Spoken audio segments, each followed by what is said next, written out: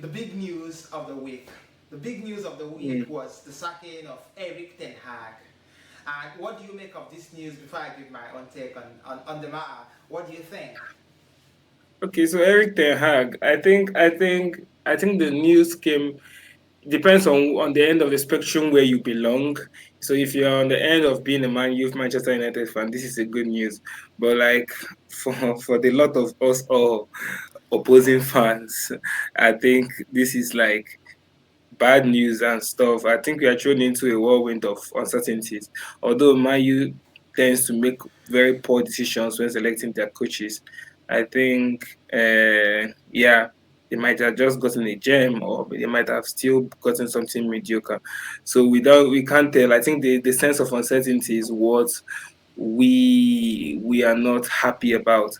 But I think Eric Ten Hag actually has had a good run. Looking at his stats, he was appointed in 2022, and this 2024, that's just 2 years running, and he has an FA Cup and an EFL Cup to his name. I think that's not an easy feat.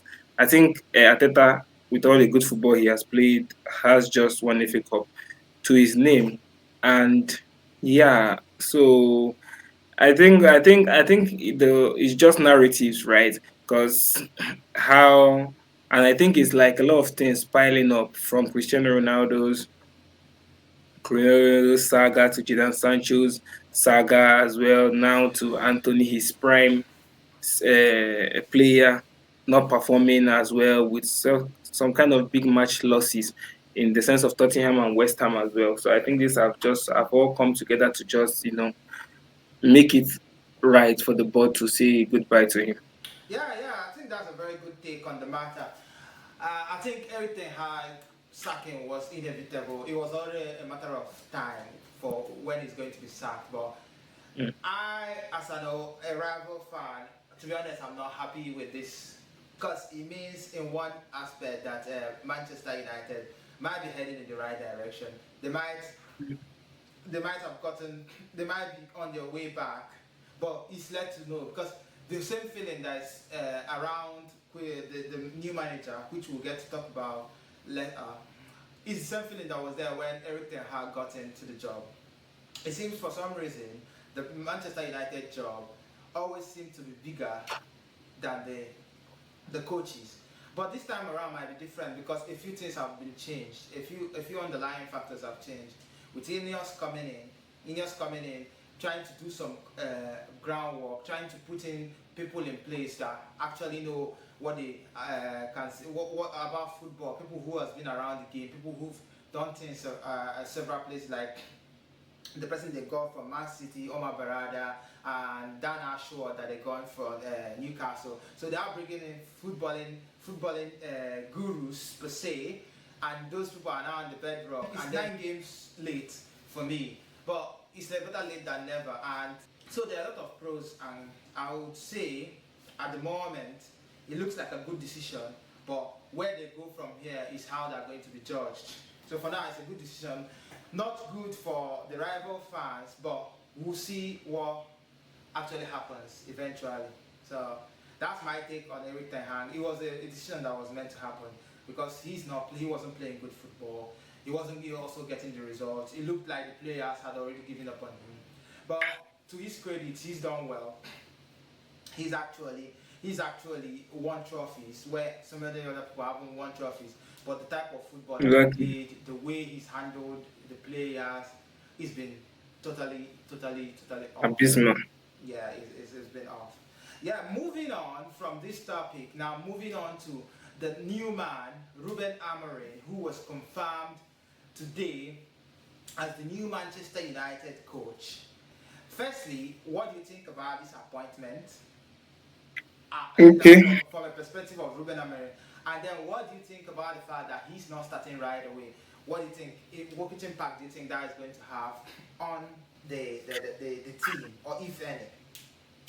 Okay, I think the only reason he's not starting right away is just because Ruben is actually a Manchester United legend. So I think they are just giving him that courtesy of giving him some time to like actually adapt with the team or do whatever. It doesn't really make any sense, right? Because in the sense of the fact that he is still eventually going to leave the club because you have already appointed someone else. So why not the person gets started, starts, adapting himself to whatever the situation would be on the long run. But Manchester United has always been a team that is always a sucker to what the press and whatever is saying, right? Yeah. So yeah, I think that's just basically because it doesn't make any on real time. It doesn't make any sense. Doesn't make any listen. But yeah.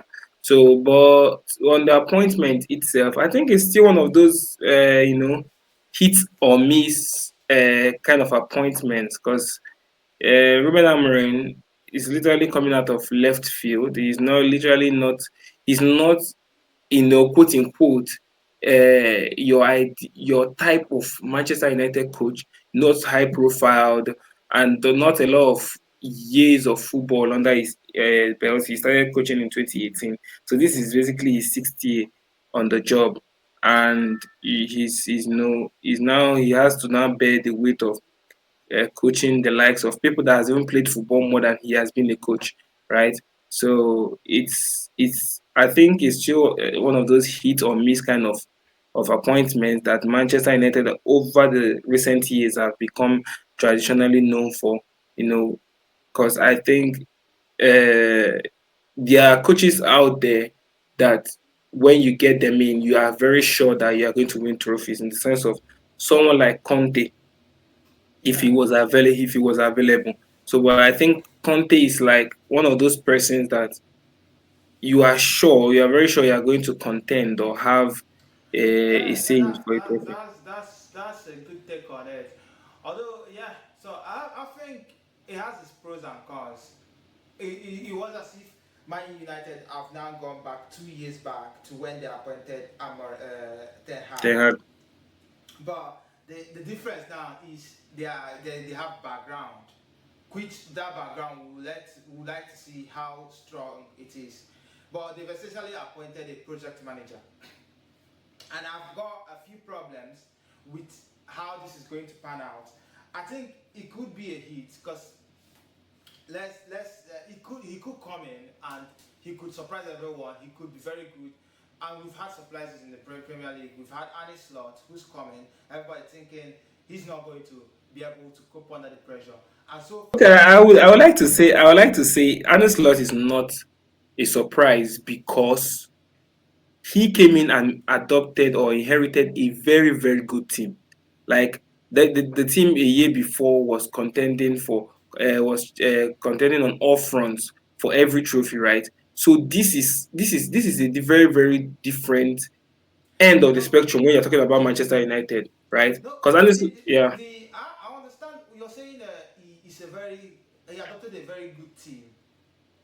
That's true. He adopted a very good team. Manchester United, as they are now, if you bring in a ready-made coach, I'm sure with the players they have top-class players who can give in the result more than what they're giving in. So now, what I'm saying is that he could come in and these players buy into his philosophy and they deliver immediately. That could happen, and that's going yeah, to be a obviously, surprise. That's going to be a yeah. surprise because Manchester United are not playing well at the moment. But you can't tell me that this team is not good enough to play well because the team has got the personnel to play well. So I think he could come in, give his style, and they buy into it, and he plays well. Or it could also be, as much project managers, he could also need 3 to 4, 2 to 3, or even 3 to 4 transfer windows to get his own players in. Because a lot of players that are in now at Ten Hag players. Firstly, that's the young ones at Ten Hag players. The established ones are already made players that they could either buy into the ethos of what Amorim is going to be doing, or they could decide that they are going elsewhere, or that they can go elsewhere. So it depends. yeah. So it depends on what.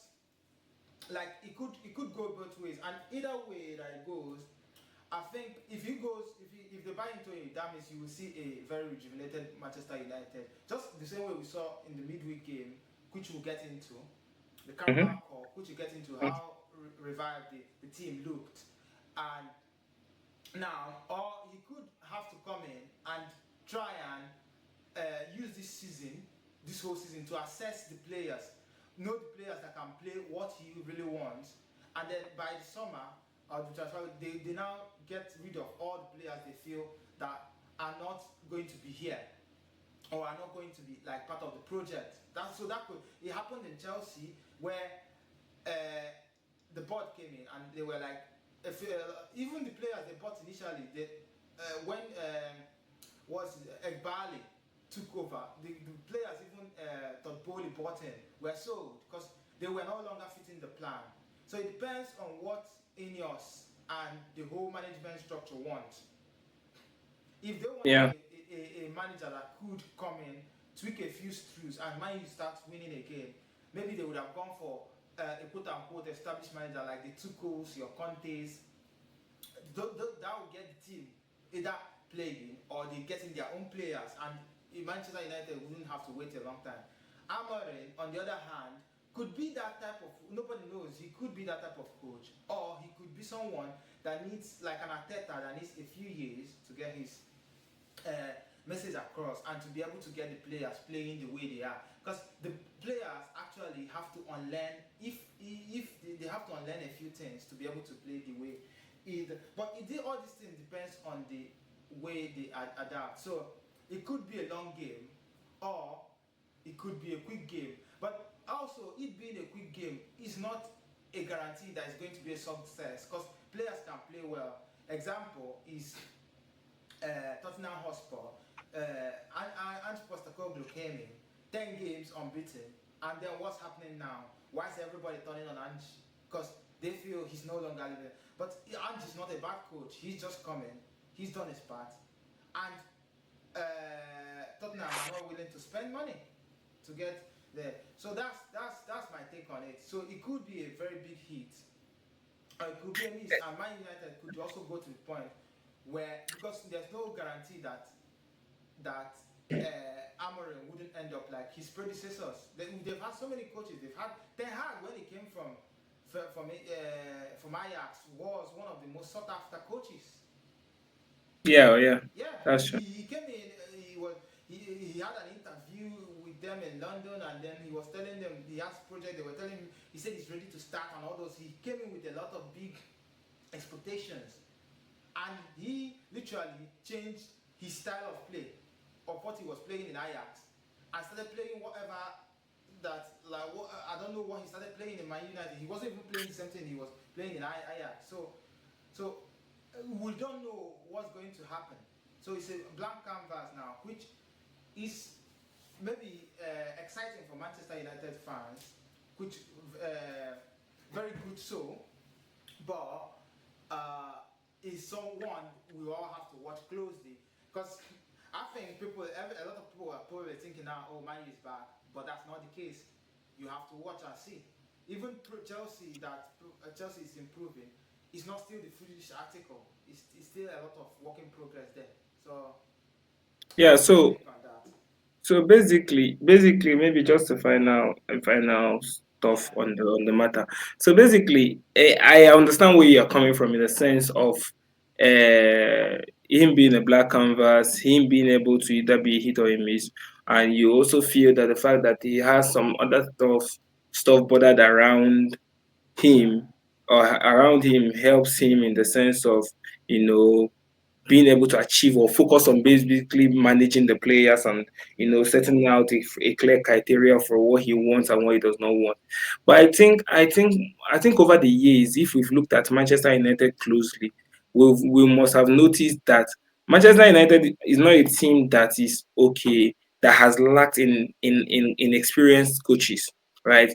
I don't think like Eric Ten Hag now has was also came in as a black canvas. Let me just create a parallel lines with him and yes, okay. Here Ten Hag was also a black canvas, even a better canvas in the sense of yeah, what he had already achieved yeah. before coming here. So So let's say what he didn't have was maybe that backbone that Enos and the rest of the lot bring now. But yeah, I think more and more when I look at Manchester United, I think what is missing basically is not the ability to coach or ability to yeah, to I think it comes down to human management and and presence. I think Yeah. these are the two major things that the So two man coaches have. management. Man management and then presence. I think these are the things that Manchester United has missed in the coaches they have brought in since the days of Moyes, which was after Alex Ferguson. Because even if you even at the dying numbers, Only was a good man manager. yes, that's the stuff. But then again, Oli even had a very good season. I think there was a season he Yeah, finished he finished second, second. right? Was it Yeah, second or third? I think. I think that was second. But Ole Gunnar Solskjaer, I can now will not be able to say talk about his prowess tactically, right? But even his ability to manage players was able to like spur them on to a very good season. Yeah, And then with Ten Hag on the other end of the spectrum that has very poor man yeah, management, like probably the poorest I've ever seen. But then again, has is technically good, right? And yeah, then he's able to fail continuously with this team. yes, So you see that it's when you look at the spectrum, it's not really about what you can do or what you were able to do tactically or how you're able to adapt tactically. I think it's more about what you can get out of your players and how much respect do these players have for you going forward. Like, are you someone that when you come get into the dressing room, people are like, okay, we want to play for him as well as also listening to everything he has to say. When you hear yeah, Manchester United ex players talking about Alex Ferguson, you hear them speak with even tremble, even at this specific time when they are yeah, being under him. So you can understand. Then even in the midst of that, there is still a feeling of love as well. So you could see that balance, and I think that is the pinnacle of it. But Eric Ten Hag has not even been able. So I think more and more is presence and man management more than what you are as no, you have to be tactical as well. You have to. You can't have presence. That's good, but if you are going to win something, you need to be tactical. That's what differentiates Mister. But that's a good point. You made a good point of saying that they need someone who can make a good dressing room, make a harmonious dressing room, and also a place where players want to contribute. That's good.